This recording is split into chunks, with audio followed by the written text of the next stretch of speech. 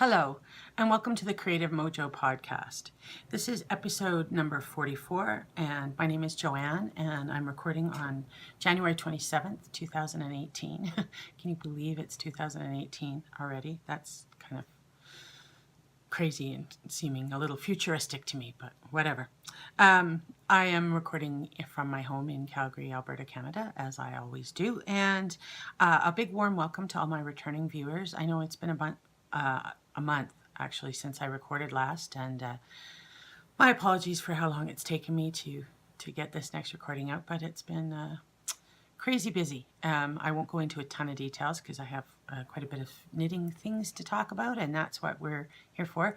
But suffice it to say that yeah, it's been a busy month in my life. And also, I'd like to say welcome and hello to any new viewers. I'm delighted that you have stopped in to check out my podcast. I hope you'll enjoy it. And if you do, I hope that you'll consider sticking around and subscribing. That you can do that in the little subscribe button that's down below here on YouTube. And subscribing is great in terms of mostly what it does is help bump the podcast up in the recommended playlist for people who are watching other knitting podcasts, and helps a few people perhaps discover us. So if you plus you also get notices when I do post new episodes. So subscribe, and we have a group on Ravelry that you can come over and join. You can search under the Creative Mojo tab and find me that way. And yeah, I hope that you also consider joining the group. We have a KAL that I just started at the beginning of January that's going to run all year. I'll talk a little bit more about that later. So anyway, let's dive right into it. Maybe I'll talk a little bit at the end of the episode about what other things have been going on in my life that have kept me busy. But I do have a fair amount of knitting I wanted to share with you. So the first thing, I had a question from a viewer after my last episode about the sweater I was wearing, and I realized I'm not great about remembering to talk about what I'm wearing. So I'll talk about what I'm wearing today, and also I'll show you the sweater that I was wearing last week and very briefly talk a little bit about that. This is the only hand knit item I'm wearing today. This is a cowl called the Dungarees Cowl pattern. I've made this, I think like 4 times. I think it's one of my favorite cowl patterns. It's got this lovely lattice work. I don't know if you can see that, but lattice work lace, and it's got a little lateral braid detail, and this is sort of ruching up here, like you do some seed stitch and then you actually increase a bunch here to make it sort of gather and ruche a bit, and then you decrease when you do the lateral braid. And it's just a really nice cowl, really comfortable, beautiful to knit, great for a single skein of fingering weight. I don't remember the designer's name, unfortunately, but it is in my project page on Ravelry, where you can find me as Auntie Jo, and so the details are there. And the sweater I was wearing last week, which I didn't mention, but it was this lovely big green behemoth here. This is the boxy sweater by Joji Locatelli. This is the worsted weight. I knit this about 3 years ago, I think. I wear this quite a lot. It's a very comfy, warm sweater. It's knit out of Malabrigo Rios, which is Malabrigo's worsted weight merino. I think it's 100% merino, maybe merino nylon, I can't remember now. And it's in the lettuce colorway, I believe. And yeah, it's just a big, cozy, warm sweater. I knit mine with not quite as much ease. The boxy pattern is, as the name says, boxy. You can see it's very wide. But I didn't actually knit mine with quite as much width as the pattern calls for, being a little bit of a wide person to begin with. I didn't know that I wanted, like 16 inches or whatever the pattern calls for, quite that much, especially in a worsted weight. And I'm really happy with how it turned out for me, actually. It's a little bit more form-fitting, not terribly, but I think it maybe has 8 to 10 inches of positive ease. It's a lovely pattern to knit as long as you're comfortable with doing miles and miles of stockinette, because that's what most of the sweater is. But I really enjoyed it. I would definitely knit another one for myself. I'm thinking I might do one out of fingering weight at some point. So anyway, that's what I was wearing last week. So what else have I been up to with my knitting? Well, I'm very excited that I have a finished object to show to you this week that has been on my needles for, I think a year. I think I actually started this this project last year, sort of this time, I think maybe December or January last year. So it's been a year in the making. It hibernated for quite a while, and I picked it up just after Christmas, just after I podcasted last, and I really blasted away on it, and it's completed, and it is it's the Yellow Wall cardigan. The designer is Judith Bryan, and I knit this for a friend and coworker, my friend Denise. I've talked about Denise before. I've knit several things for Denise over the last few years. I work with her quite often, and she loves hand knits. Her mother used to knit for her a long time ago, and she still has a couple of lovely sweaters that her mother knit for her, like maybe 30 years ago. And she's a wonderful sewist, and she sews lots of clothes for herself, and she's actually sewn me a beautiful top that she gifted me last year, and she's just a real appreciator of handmade things, and we got talking, and she was very excited at the idea that I would knit her a sweater. So we picked the pattern out together. I suggested some off Ravelry that I thought were good, and we picked one, and we picked the yarn. It was actually yarn from my stash, which is great. I knit this out of Woolmeise Pure, which is a fingering weight yarn, a German fingering weight yarn, if you're not familiar with Woolmeise. I used the color Merlot. You can see it's a beautiful, rich, sort of plummy Merlot color. What else? Purpley red. And I also used some black. The black Woolmeise is called the color Schwarz. And I knit it predominantly to pattern. It's a button-up cardigan with this sort of funnel neck that you start with, funnel neck, sort of cowl neck, and just a rolled top at the edge.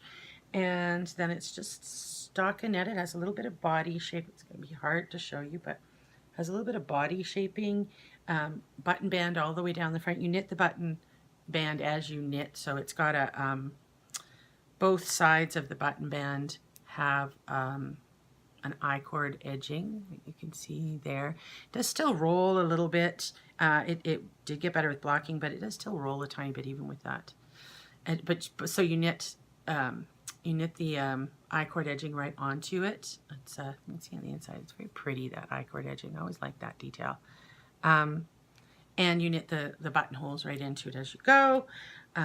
It's top down, and it's raglan, as you can see. You put the sleeves on waste yarn and the rest of the body. We did some black around the bottom of it. As Denise and I looked at some project pictures for this cardigan as well, and saw some that had the contrasting color, and she really liked that. So we added the black around the bottom, and then you pick up and knit the sleeves, and we added a long cuff in black on the sleeves as well. Now, the one thing I did a bit differently than the pattern was, you'll see these sleeves are really, really, really long.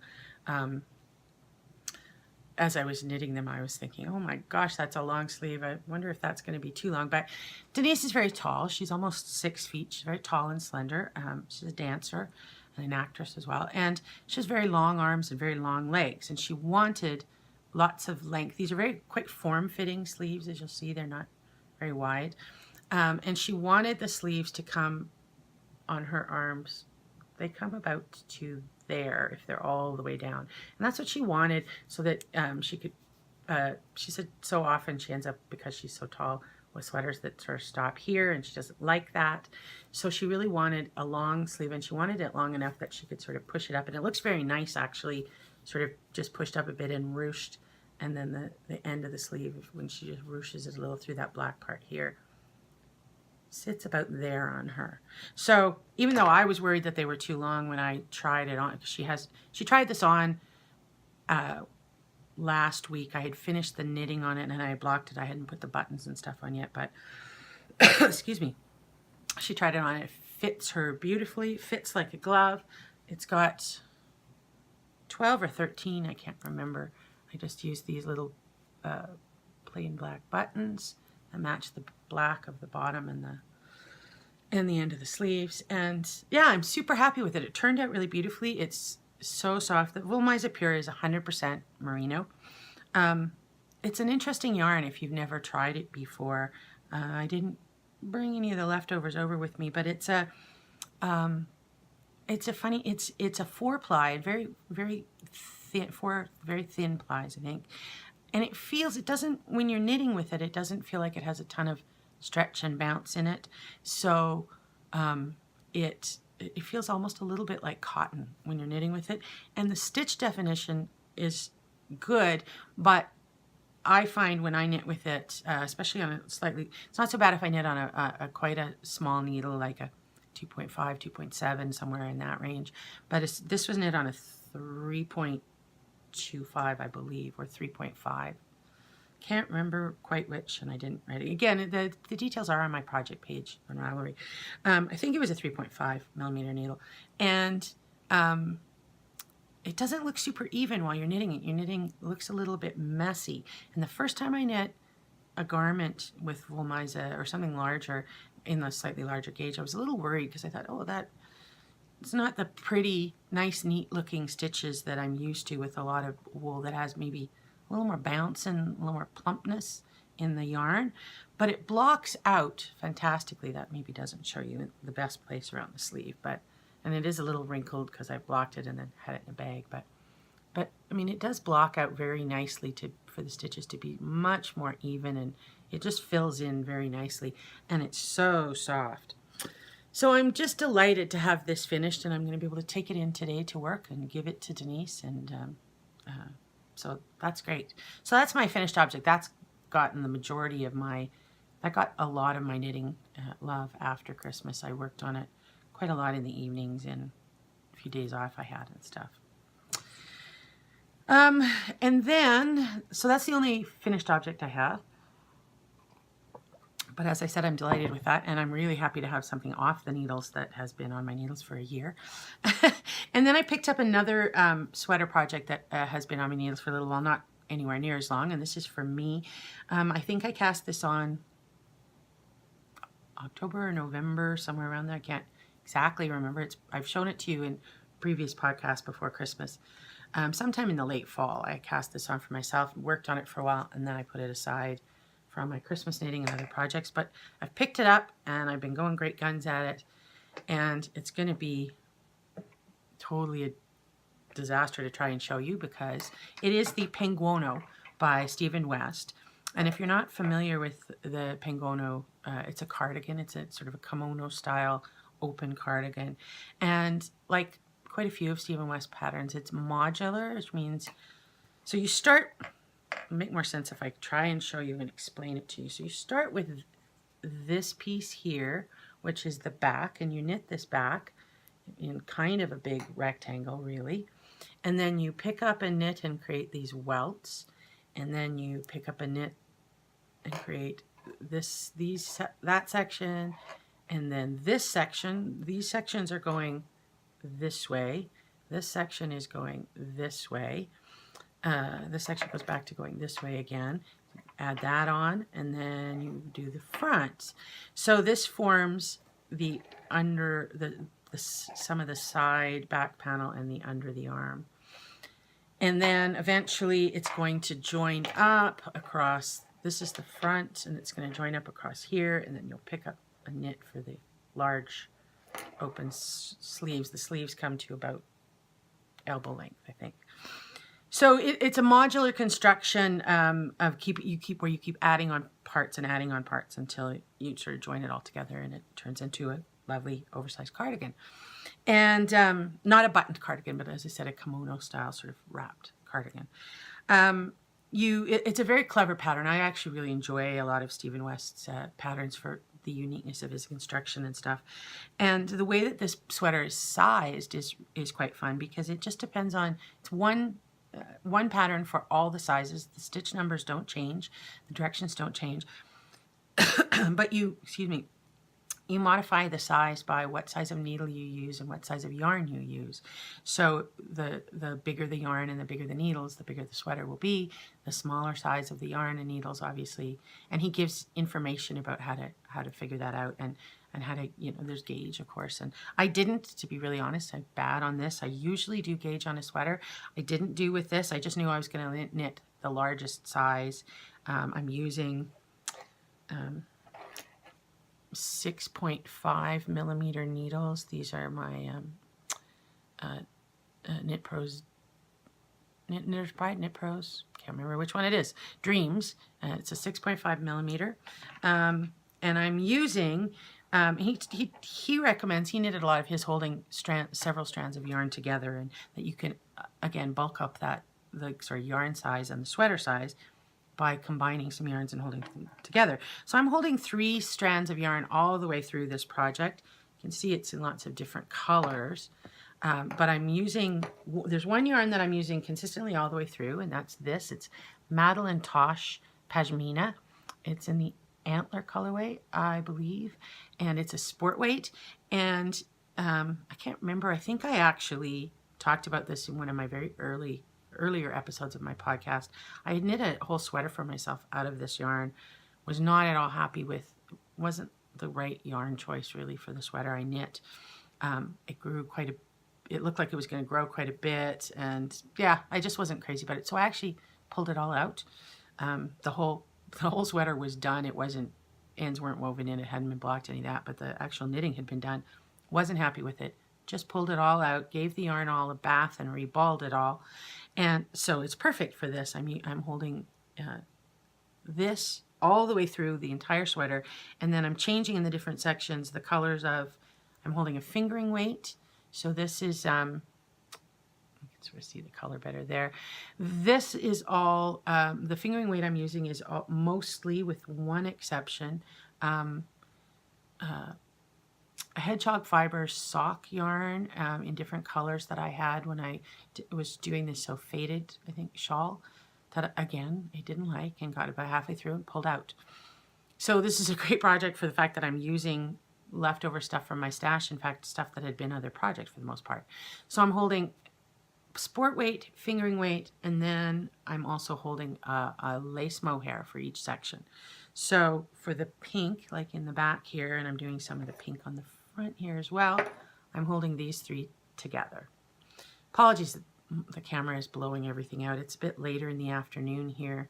The light's not great. My light's not great ever, as you know, if you watch my podcast. And I really do have to invest in some decent sort of studio lights to do this better, but I just haven't got around to it. Time, money,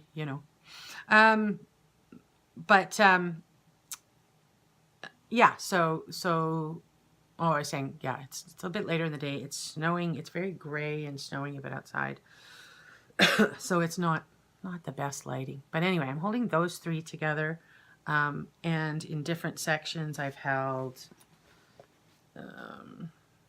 those 3. And let's see what else. These 3. This is a beautiful orange. It's pulling out a little. It's a very beautiful, bright, bricky sort of orange. And let's see, one of the other combos that I just finished with is these 3. So I'm just mixing up. I have here in this fantastic, beautiful, big, fat squirrel bag that my lovely friend Pat bought for me a couple years ago. I'm holding a whole bunch of different colors and yarns, as you can see, sort of in there, and different mohairs. Some of the mohairs I had in my stash. This one I had in my stash. These 2 I had in my stash, and a few of the others I did pick up a couple of other colors to go with it. So that was the only actual new purchase for this sweater. Everything else came from stash and reused yarn, except for a couple. I think this was a, can't remember whether this was in my stash or new, but this was a new one. So I picked up a couple of other colors of mohair to kind of mix it up a bit. Anyway, so, and it's fun because you just kind of change, you know, some of them. Stephen West's original one, I think, is very stripy. He used lots of scraps and striped it up lots. You can kind of do it however you want. I've been sort of color blocking it and doing each section for the most part in one kind of color set. And then when I do the next section, I change the colors again. Although as I come along the front here, so this is the top. This would be the right side, I believe. And that's going to be sort of the top of the shoulder, and then it's decreasing along the edges here for the way it sort of swoops in the front. You go around and pick up a collar band and a big bottom band and stuff as well.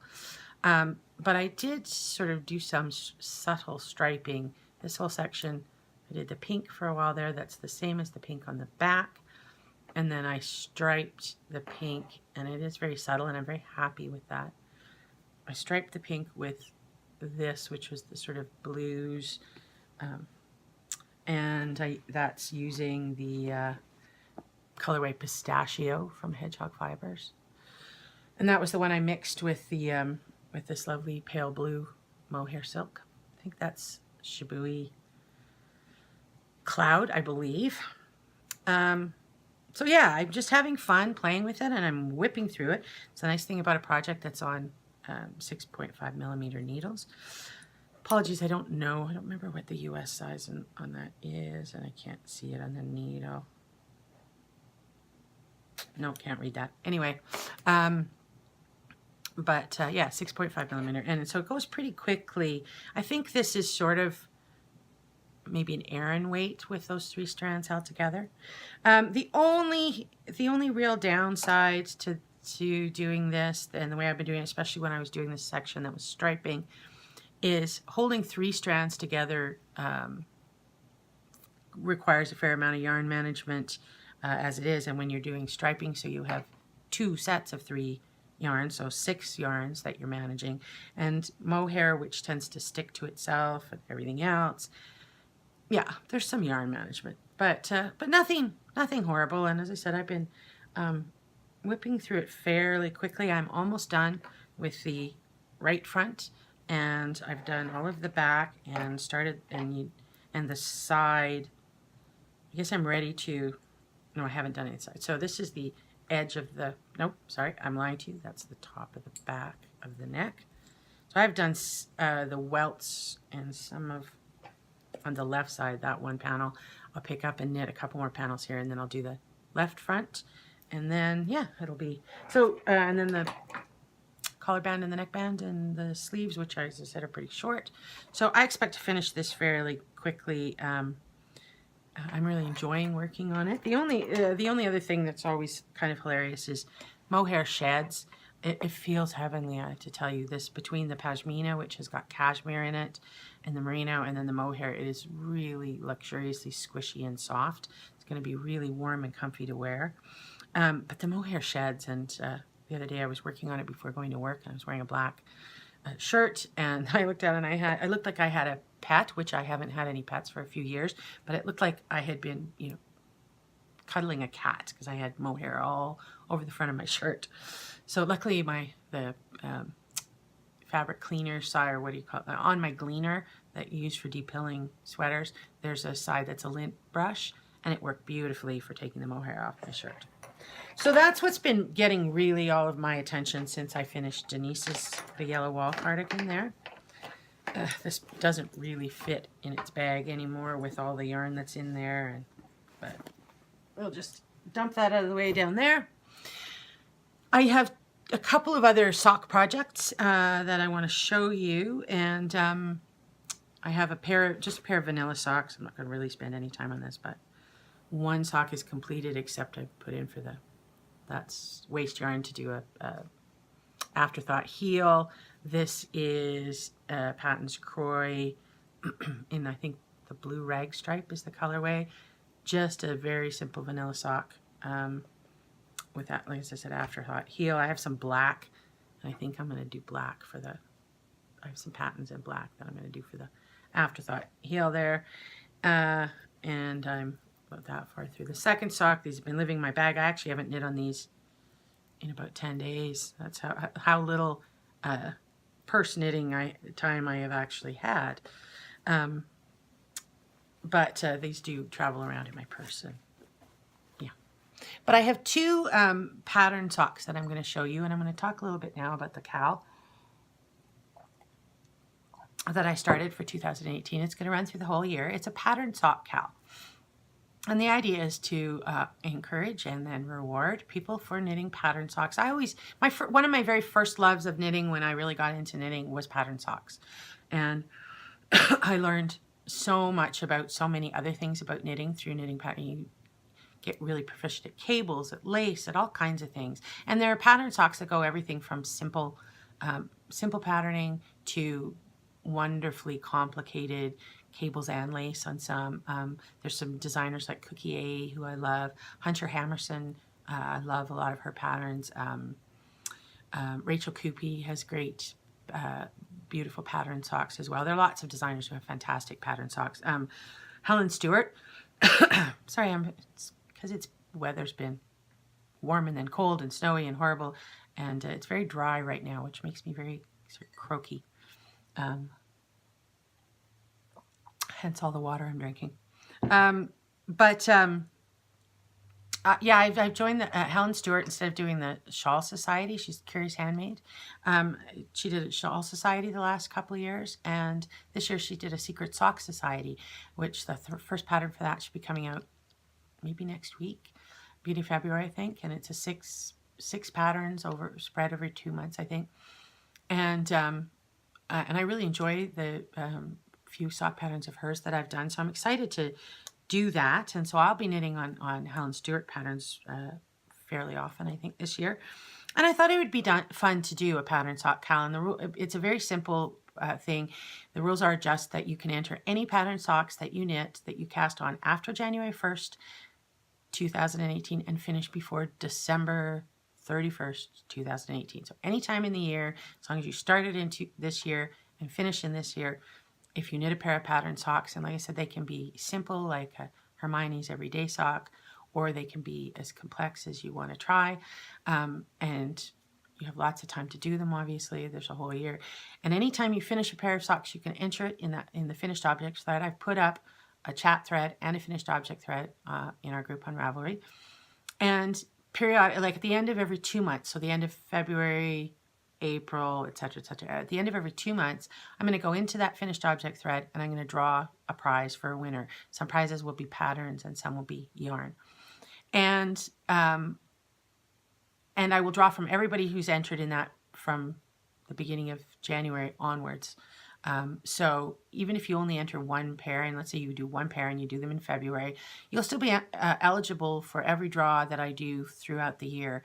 The only thing will be that if I have drawn your particular post for a particular pair of socks and you've already won a prize, that post won't be eligible again. So if I drew you again, I would just go back and do random number generator and draw someone else. But so you can knit as many pairs as you want. You can knit one and enter it and be eligible for any draws I do from the time you enter it till the end of the year, or you can enter as many pairs of finished object pattern socks into that finished object thread as you want. If you knit one a month, you could be eligible. You would have 12 entries eligible over the time, and by the end of the last draw I do at the end of December, you would have 12 entrances that would be eligible. Is that what I want to say? 12 entries that would be eligible. Sorry, getting all my merds wixed, as my dad used to say. But anyway, so yeah, it's easy peasy in that there aren't a lot of rules. No vanilla socks and no self-striping socks unless the self-striping has a pattern in it. Not in the yarn, but a pattern in the design of the sock. Those are the only rules. So I hope you'll join in. I hope if you haven't attempted pattern socks before, I hope you'll give it a go. As I said, I love them. They are my favorite. They're not great. Most of them are not great purse knitting for me. They take a little more concentration. I'm often having to look at a chart or something. But but I do really love them, and I have knit many, many pattern socks over the year. So I have 2 pairs on the needles at the moment. Now, unfortunately, neither of these have seen a lot of love in the last, say, 2 weeks. Both of these were cast on just shortly after Christmas. But actually, I'll start with my Christmas Eve cast ons. I talked about this on my last episode, and I did cast it on Christmas Eve, and Boxing Day, I think I got a little ways done, not very far. And I'm enjoying this pattern, so I really need to take it out and work on it a bit, crack away at it a little bit more. But there is no deadline. They'll be done when they're done. This is the Irving Socks pattern by Jacqueline Salem, who's the Brooklyn Knit Folk podcast. It's her, I think, second sock pattern that she put out last year, the Clark socks, which I also knit and really enjoyed. It's a very sweet little pattern, they're very sort of Art Deco-y looking in their design. It's a lace pattern and cable. There's a cable running up either side with a kind of lacy pattern in the middle. And then there's just texture on the back that's just knits and pearls. And 1x1 cuff, which I have to admit, 1x1 rib cuff is not my favorite. I know some people really love it. I'm just not as crazy with the fact that it looks messier to me always. I prefer a 2x2, but I wanted to just knit these to pattern, and that's how she does it. And I don't mind it. It's just not my fave. So the yarn I'm using for this is beautiful. It looks gray here, but actually it's gray and there's just the palest green in it, sort of mossy green. Is a yarn that I won from the Cloud Society podcast. I love it. It's a totally new to me yarn. It's Earl Grey Fiber Co. It's a San Francisco, I think, yarn dyer. This is her Darjeeling sock, which is just a 75-25 merino nylon, and the colorway is Dickens.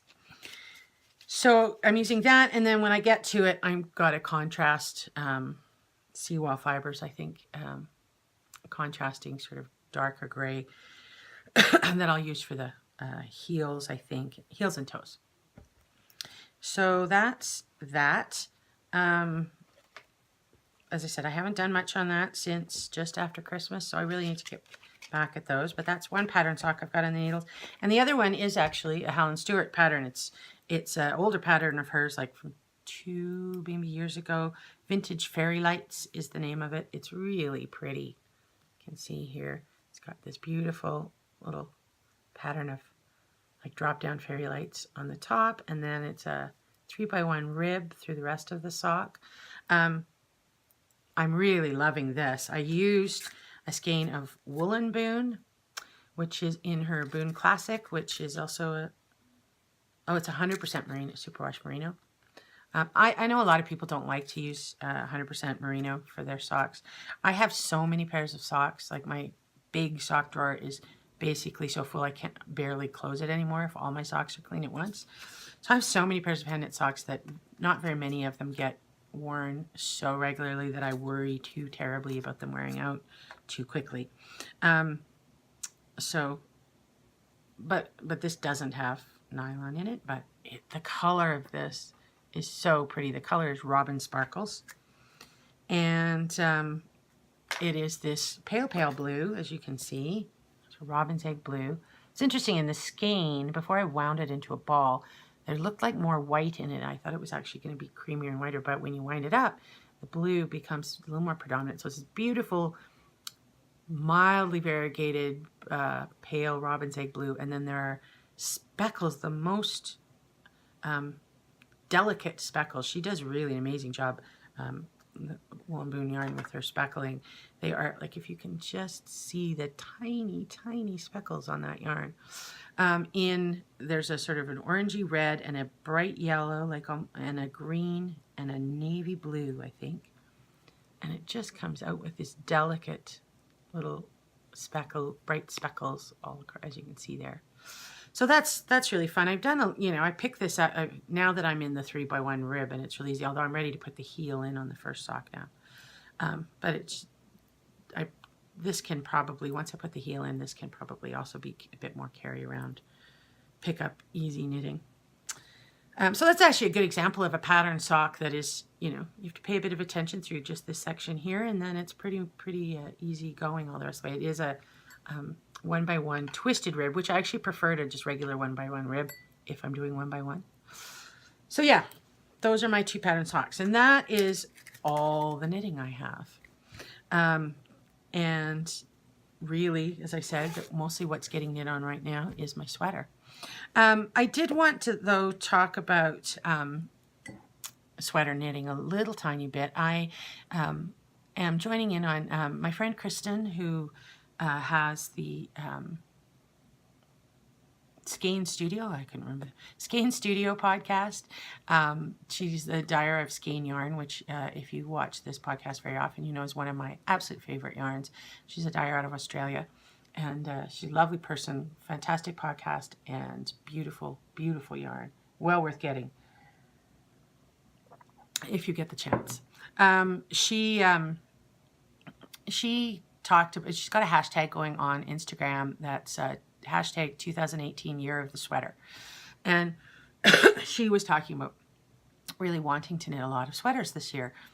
And a lot of people are talking about that. I noticed on a lot of podcasts that it really is kind of the year of the sweater. People are really enthusiastic about, because there's also the Make 9 project, which is a hashtag Make 9, also Make 9, also on Instagram.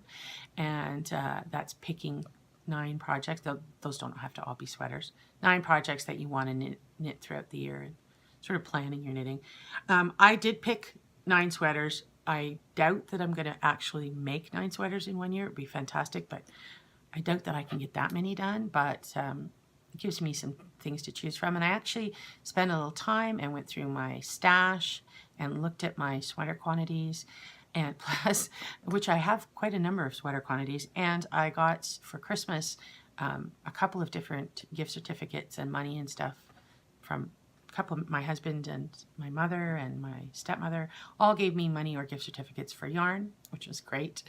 Even though I have lots of yarn, I always like getting more. So I did actually buy 2 other sweater quantities, and it's been fun to actually pick some sweaters I want to knit and actually buy yarn specifically for those sweaters, which I don't always do. I have often bought a sweater quantity of yarn not knowing what I'm going to make with it, and then not being sure if I have enough yardage when I sort of start to approach picking a project. And so it was nicer to buy stuff more mindfully for specific projects.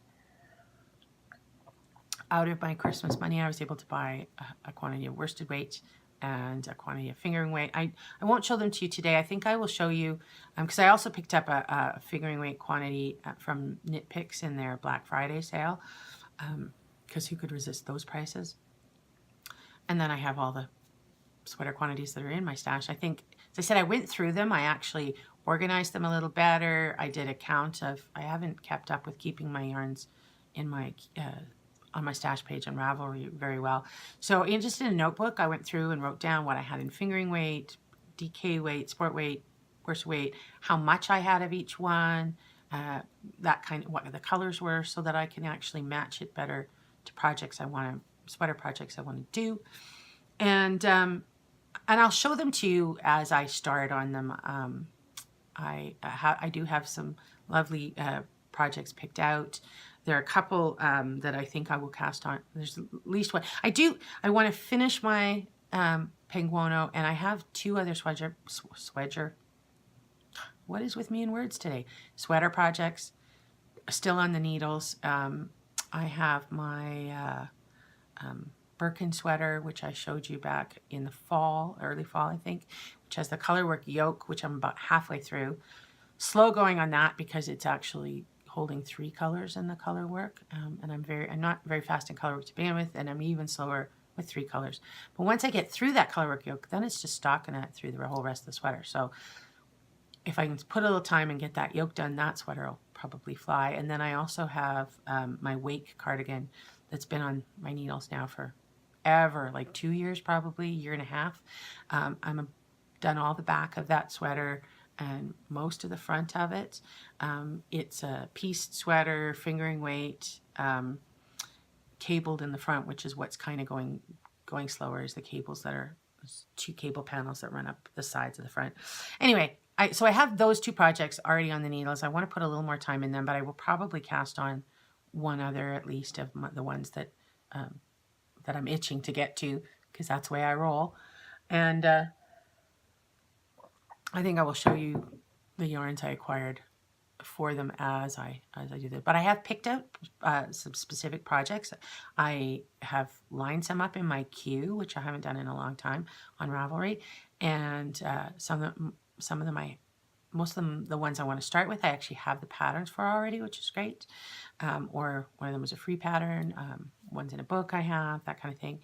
And so I have the yarn, I have the patterns picked out, and I'm looking forward to working through some of those. And like I said, I will talk more about them as I get to them. So I think, I'm just looking down at my show notes, sorry. I think that's everything. Oh, there was one more thing I did want to mention, which is I discovered a new to me podcast that I've really been enjoying that I wanted to recommend. While I was finishing Denise's sweater, the Yellow Wall cardigan, I went back and watched all through the older episodes because she's only up to about episode 12 or 13, somewhere in there, I think. So it wasn't too daunting to go back and watch all her episodes. And it's Little Big Knits, I believe. Little Big Knits. Selma is the host of that. She's a Canadian podcaster and knitter. She lives in Ottawa. And if you watch the Two Tangle Skeins podcast, she appeared on that sometimes, and now she's got her own, and I just really was enjoying it. She's inspiring as a sweater knitter. She's knit lots of sweaters and knit them for a long time, and talks very, very knowledgeably about all kinds of things about sweater knitting and different kinds of yarn. She tends to use quite a bit more different kinds of yarns that she uses. She likes to knit with linen and bamboo and stuff, which I have not really worked with, and she really likes alpaca, which is not a fiber, again, that I've super gotten into, but I do have a sweater's quantity of alpaca in my stash, and so I will have to think of a project for that. But anyway, I do highly recommend it. Little Big Knits with Selma. I think it's Little Big. It might be Big Little Knits, but I'm pretty sure it's Little Big Knits. But check her out on YouTube. Hopefully you'll enjoy her as much as I do. And with that, I'm going to sign off for today. I actually have to get myself in gear here and go to work very shortly. So I didn't get a chance to talk about what's been going on, but just suffice to say, I've been working lots and lots and lots and super, super busy with work.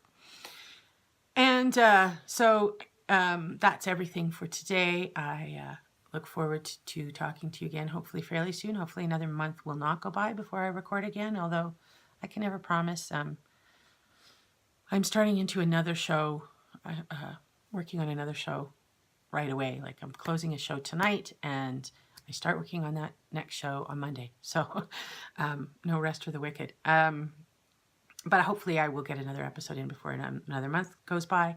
In the meantime, until I talk to you next, happy knitting.